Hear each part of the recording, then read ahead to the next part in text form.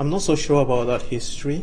All I know is that on social media, I saw that there was a young man in a coffin, and the family was kind of like brutalizing the director of the hospital with the story that he had been stabbed, and in the course of the operation or whatever, some organs had been stolen, and the family had no evidence to this, except that they said that, I mean, from what I could gather, that when they looked at the corpse of their brother, it looks like he had a huge incision or whatever, and many more operation sites, that they didn't expect to see.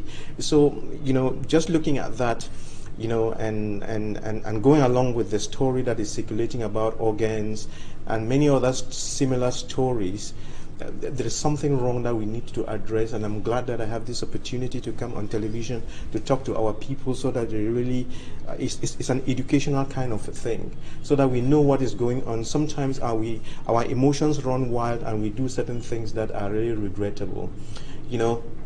I was not there, but what I can tell you, let's just take the case in point, this young man who was stabbed. It doesn't matter with what instrument you are stabbed. It could just be even a little iron that goes into your stomach, or a knife. We don't know how broad the blade was, but the bottom line is, as long as it has gone into your abdomen, no doctor can swear as to what has gone on in there. All you know is that it has gone into the person and there's damage in there, and you are not going to be able to see that damage through the small pinhole. Which means that when you take the patient to theater, you've got to make a midline incision, open it so that you can clearly identify all the organs, examine them, and try to take stock of what has gone wrong. That's the bottom line. And therefore, imagine all scenarios. A knife goes in, the knife can go up, it can go sideways, it can go down, it can go deep in there, it can cut just about anything in that stomach, and it can even go right up into the chest cavity. So you are out there, you want the doctors to save your patient, and the doctor has the patient on the table, and he has got to do that incision to go in there and actually see what is wrong and try to see if he can help. And I would imagine that any doctor that is well trained, his main objective will be to try to save lives and help people. And if they in trying to do that, he will certainly, as you're explaining, need to go right into the yes, you have to into the body, yes, to be able to see what happened. You have to. But in this particular case, as of now, yeah, we are still at the level of accusations, yeah, by the family here, yeah, and the organs have disappeared. But that is the no, fact is that organs have disappeared. No, and the fact is not, organs have been disappearing in no, I wouldn't say that organs have disappeared. According to the family. According to the family, they can only say organs disappeared if they went back, let's say, into the hospital, and with a team of experts, with the family present, if they opened that corpse and examined all the organs and found that organs were missing, well, that's another story. And then a medical expert to certify that this organ, this organ, and it doesn't matter. The family could be there. They will look at the kidneys, look at the liver, look at everything, and so on. But to just look at the corpse and say organs have disappeared, that kind of a story is going to cause a war in this nation that is not nice. You're going to start brutalizing health personnel, and when next you show up with your patient and they say they're not touching your patient, that will be another problem again. And when doctors and nurses, when they work in hospital, when the health teams are working in the hospital, there is one factor that is key to the management of the patient, is trust. And this trust is both ways. The patient and the family have got to trust the medical team, and the medical team have got to trust the patients, and they all work together to make the life of the patient better.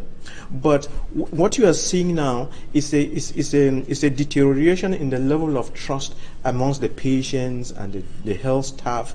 And then, you've been noticing two other fights between police people and road users. There are all sorts of fights going on. And of course, recently again, you have seen political fights all over the whole place.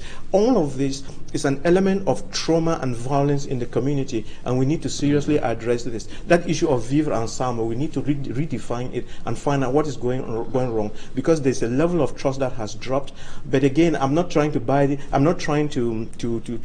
whitewash medical staff, because there are a couple of things that need to be corrected in the health systems. I mean, that was yesterday, Sunday. I know somebody who traveled to Washington yesterday from Yaoundé Airport, and he had done his COVID test, and they would not give him his COVID test from the testing laboratory. The COVID tests were withheld until he paid 100,000 francs to get it. So when we have these bad examples, you cannot just say, you never know what goes on, but we expect that people should be doing their jobs according to the way they are trained to do them. And when families start beating doctors, beating directors in hospital, that's not a good thing. The Minister of Public Health condemned that and said, no matter whatever happens, there is nothing that can justify people coming to beat medical personnel, attacking the director of the hospital and things like that. And I know there was a military man too who beat a military man or something who beat up the hospital staff like that,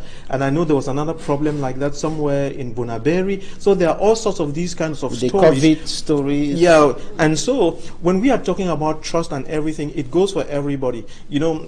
In as much as the Minister of Health is speaking, trust goes with everybody. Like the resources of the nation are given to you for a particular activity, people should also be able to trust you with that, with those resources. So when the boss is not trusted, the whole trust thing goes down.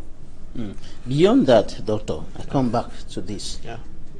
There have been other cases where organs have disappeared in hospitals. No, we cannot say.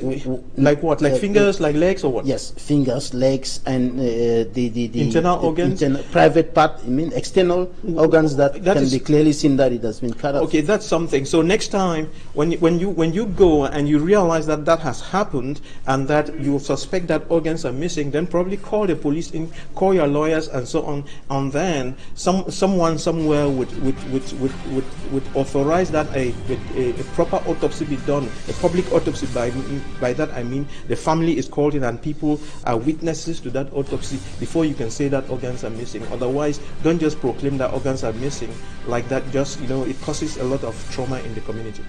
Beyond that, the take-home message: doctors should not be beaten by whosoever. No, doctors should not be beaten by whosoever. But we should go beyond the beating of the doctors, the beating of police, and all this fighting, and find out what is happening.